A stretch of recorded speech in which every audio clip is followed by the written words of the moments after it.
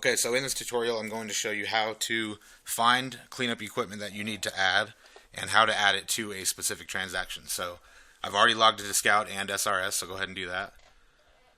First off, you need to find out what store number you're going to be sending to. Once you have that information, you're going to go to SRS, you're going to go to Reports, Cleanup Recap. You're going to go to Recap by Warehouse because it's an easier version to look at. Also Print. You're going to filter by the store number that you're looking for, so we're going to use example 1479. Now this is under the assumption that you've already kept up with your received equipment column, as I have. So we automatically know that these two columns of equipment can be sent because we have received the equipment. Now you need to keep up on that. Anytime you receive, like let's say we received the Wave 2 digestive cleanup, I inventoried it and then came into SRS in the cleanup recap and made sure we had all the equipment and then marked it as yes. Nice and simple. If you keep up on that, it makes it a whole lot easier to monitor your cleanup and send cleanup also because you already know what you have in your warehouse. You don't have to go search and see if you have it or if you've already sent it somewhere else. It's just a whole lot easier if you stay organized with that. So now that we know what we're going to send here, it's pretty simple. All you do is go over to Task Notes. Look at what equipment you have. So the digestive cleanup here is calling for 2 3-foot 12-inch white Madix shelves. So you'll go into Scout, you'll go to Search Transactions. Now the easiest way I've found to search is to leave off the beginning of the doc number. So instead of typing the 5861 or the task code, you just type in store number underscore. Now this may change with the Wave 6 and beyond doc numbers. You'll open up the store or transaction. You go down to the bottom. Now this is where you're going to add the equipment. So we had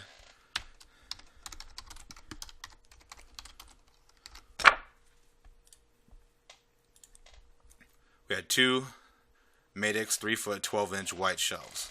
So we're going to put 2 there. Now this was digestive cleanup, so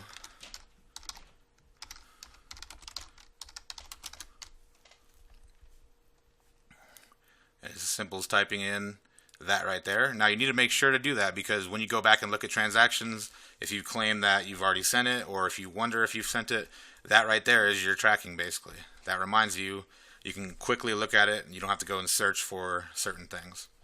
Go ahead and save that. Next up is the foils and gravy cleanup, which we also received. So that one is 2 fencing and 17 pushers here. So you go back to the transaction.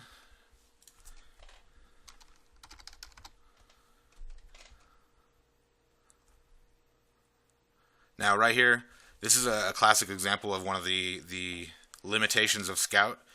It only allows 10 results here in this autofill dropdown. So I'm typing foils, which is the section name here that we've used to input this equipment.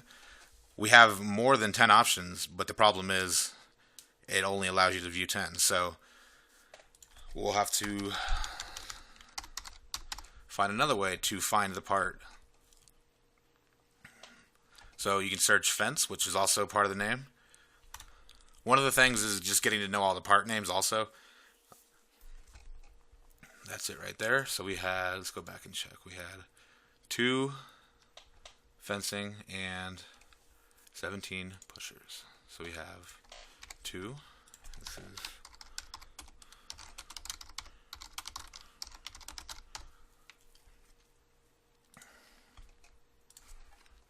added that cleanup or that piece. Next up is the pushers. Now that also is not available in this drop down because it only allows 10 options and we're looking for the 20-inch, which would be below these here. So we'll try, there it is right there. Over time you kind of learn the ways to search. At the end of the day, if you can't find the part right here in this drop down, basically what you got to go do is open another window in Scout and actually search for the part and then copy and paste it into there, and it'll automatically pop the little drop down and you click that and it'll have the part there. So that's a little tip there. Go ahead and save that. Oop, actually, I didn't add the foils and gravy. Copy that. Go ahead and save that. Alright, so we added the digestive cleanup, we added the fences for the foils and gravy, and then we also added the pushers for the foils and gravy.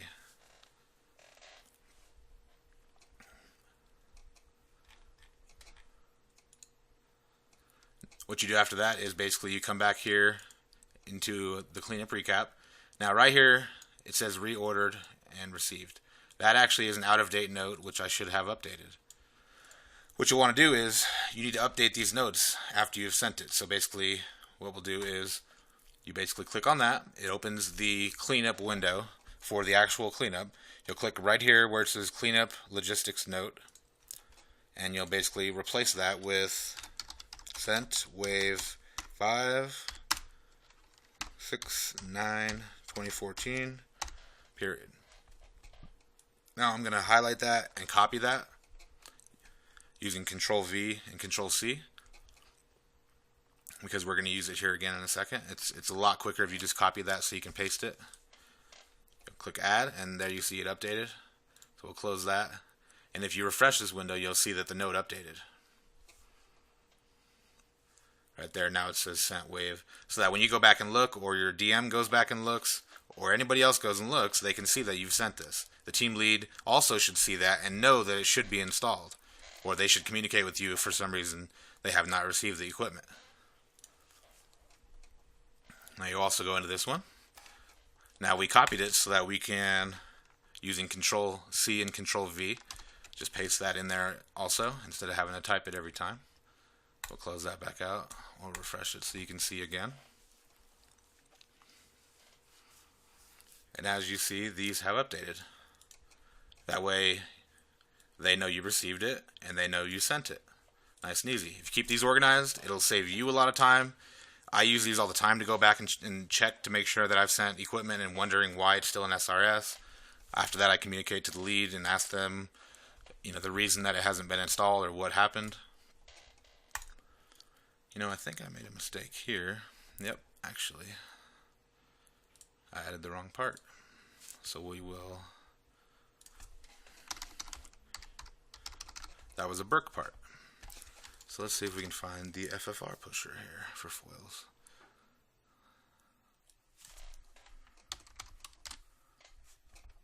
Looks like we're going to have to do what I talked about just a second ago. So here we're going to open another window in Scout. You're going to go to search parts.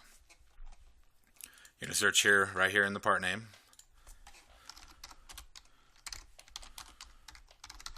Now that should be enough information to find it. Yep, so there it is right there. All you want to do is copy that using Control C and Control V. You go back to the other window right there. Now all you got to do is paste that in there, and as you see it brings this little drop down right here. You just click on that and it fills there, and you'll add the 17 that we were supposed to have, and also the foils and gravy note. Save that, and there we go. That was my fault. So we got that fixed. And once you're finished with all this, after you've added the cleanup to the transaction, after you've updated the cleanup logistics notes here, then you'll print this out. You'll right click, click print. It'll bring up a dialog box. Obviously you select your printer. I typically actually go in here and go to advanced and change it to black and white so that you don't waste a bunch of ink. Now usually in Internet Explorer that will save for one day, 24 hours, or until you restart your computer. So just go ahead and play around with that, and then you click print. After you have that printed out, you highlight these here that you have sent, and that way the leads know, once you attach that to the pack list that they will be receiving on their pallet, they see that those are highlighted. They know that should be the equipment that they received, because that's what we do every night, and it seems to be working out pretty good. And I think at the end of the day, that is the basics of adding cleanup equipment to a shipping transaction. Thank you.